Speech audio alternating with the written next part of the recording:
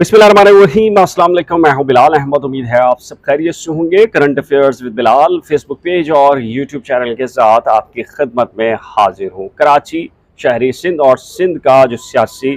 मंजरनामा है वो किस जानिब बढ़ रहा है, ख़ासकर जब MQM लंदन की बढ़ती हुई सरगर्मियां हैं, जिसका सिलसिला है कि जो थम नहीं रहा बल्कि एक के बाद दीगर सरगर्मी नज़र आ रही है और वो भी पब्लिक के अंदर सरगर्मी हो रही है।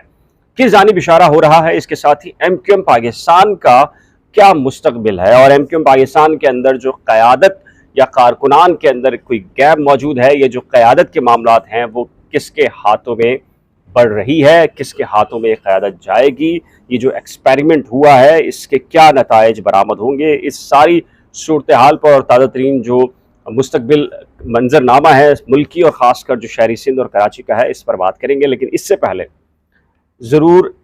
चाहूँगा एक वजाहत कि बहुत सारे लोग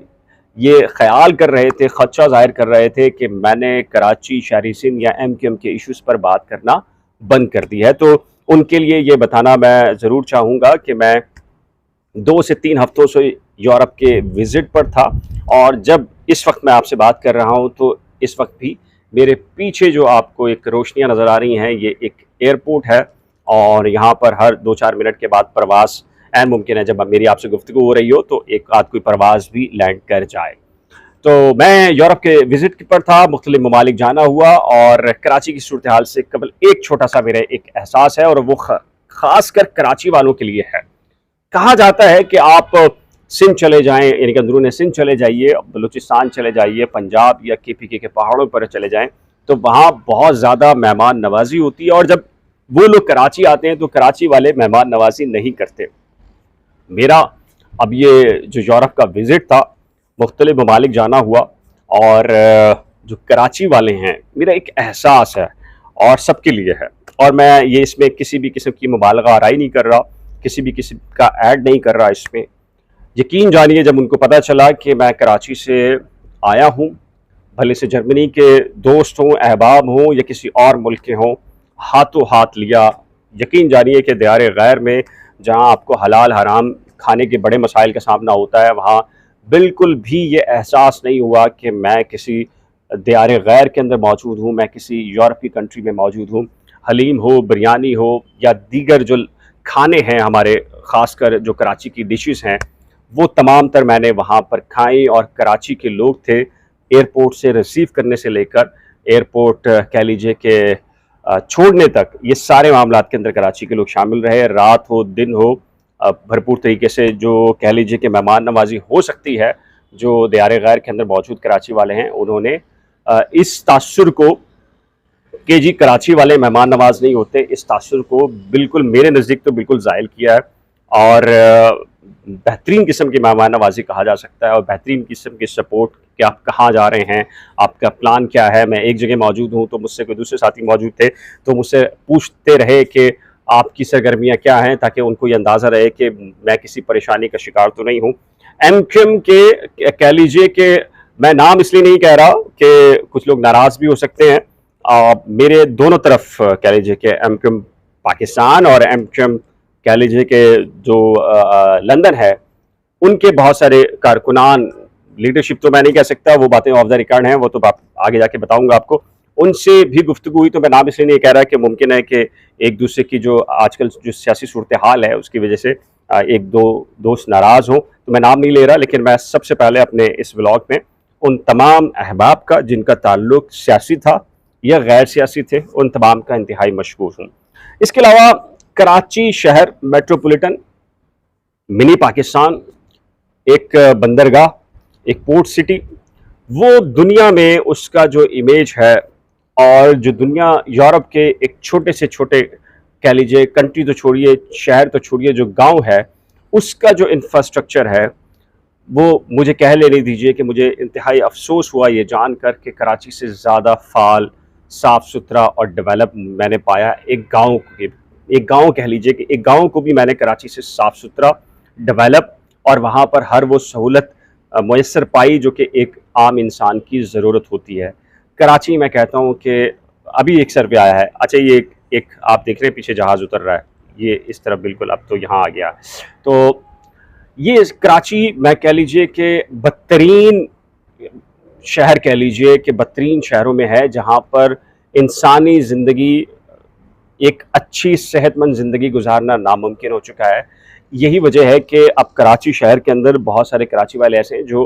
पाकिस्तान से बाहर जिनसे मुलाकातें हुई हैं, उनका ये कहना है कि कराची जो शहर है वाकई रहने के काबिल ये शहर नहीं रहा, और इसमें कोई दो राय नहीं है। जो रह रहा है मेरे नज़दीक वो इंतहाई मजबूरी की वजह से, पेरेंट्स मौजूद हैं, रोज़गार है, कारोबार है, या इतनी इस्तेदाद नहीं है कि वो मुल्क से बाहर जा सकता, तो यही वजह रह रहा है। इसकी वजूहत क्या हैं? आप सभी जानते हैं कि कराची के साथ माजी के अंदर क्या कुछ हुआ है।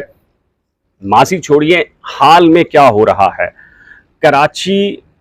सियासी तौर के ऊपर इस वक्त भी ये नहीं कहा जा सकता कि जो मुंतखब जो लीडरशिप है उसके नज़दीक कोई उसकी छतरी सियासी तौर के ऊपर मौजूद है। बड़ी सियासी जमात 2018 के इस मौजूदा सेटअप के अंदर पीटीआई है, और पीटीआई इस वक्त आपको कहीं नज़र नहीं आ रही। उसके बाद एमक्यूएम है। एमक्यूएम की जो सूरत हाल है, कितने अख्तियारात या एमक्यूएम की जो क़ुव्वत है वो किस हद तक है, ये भी आपके सामने है। मेयर कराची पाकिस्तान पीपल्स पार्टी का आ चुका है, यानी कि जिसके अक्सरियती वोट ज़्यादा थे वो हार गया, हाफिज़ नईमुर रहमान, और जिसके कम वोट थे यानी कि मुर्तज़ा वहाब साहब, वो मुंतखब हो चुके हैं। ये पूरा की पूरा जो सेटअप है वो आपके सामने मौजूद है। अब इस पूरी सियासी सूरत हाल के अंदर एक मरतबा फिर दोबारा से एमक्यूएम की बात की जाए तो एमक्यूएम, क्या लोग वाकई एमक्यूएम की तरफ देख रहे हैं? मैं कह लीजिए कि जब यूरोप के विज़िट पर था, सियासी तो क्या, जो गैर सियासी लोग भी वहाँ मौजूद थे, उनसे सियासत पर बात या कराची पर बात हुई कि कराची कैसा है और कैसे डेवलप हो सकता है और कराची की मौजूदा सियासी सूरत हाल क्या है। उन सब का यही एहसास है कि कराची को ओन करने के लिए एक पॉलिटिकल जमात का होना, उसका वजूद इंतहाई ज़रूरी है, और लोग आज भी एमक्यूएम से कहीं ना कहीं उम्मीद लगा कर बैठे हैं कि एमक्यूएम दोबारा से इक़्तिदार में आए। किसी और शक्ल में हो, क्या शक्ल हो ये लोग बहुत ज़्यादा वजाहत नहीं करते, लेकिन वो कहते हैं कि एमक्यूएम हो, तो एमक्यूएम ही लोगों के मसाइल का हल हो सकता है। अब ये जो सूरत हाल पैदा हो रही है ये पाकिस्तान में नहीं है, बल्कि ये मैं जहाँ यूरोप के अंदर मौजूद था, जिन ममालिक में मौजूद था, जिनका ताल्लुक़ कराची से था, वो सब ही मुझे परेशान दिखाई दिए। अब 90 से लेकर मुक्का चौक से लेकर जो सरगर्मियाँ हैं, गोश्त की तकसीम है, ईद मुबारक के मामलात हैं, बैनर्स हैं, पोस्टर्स हैं, वो एमक्यूएम के लंदन के भी नज़र आना शुरू हो गए हैं। अल्ताफ़ हुसैन साहब का जो ग्रुप कह लीजिए कि वो भी एक्टिव नज़र आना शुरू हुआ है, और एमक्यूएम पाकिस्तान भी अपनी सरगर्मियाँ दिखा रही है। जो शहबाज शरीफ साहब को पिछले दिनों उन्होंने कॉल की खालिद मकबूल सिद्दीकी साहब को, तो एक मामला ये आ रहा है कि जी ये कहा जा रहा था कि एक मरतबा फिर एमक्यूएम ने शिकवा किया है कि जी जो वोटर लिस्ट की जो डेट दी गई है, और एमक्यूएम पाकिस्तान को ये लगता है कि अक्टूबर के अंदर इंतखाबात होने जा रहे हैं, तो उस इंतखाबात से पहले जो वोटर लिस्ट के कराची में वो रहता है, वोटर लिस्ट में नाम है, मुस्तकिल पता, आर्जी पता, इस इशू के ऊपर एमक्यूएम दोबारा से एक्सरसाइज करना चाहती है। लेकिन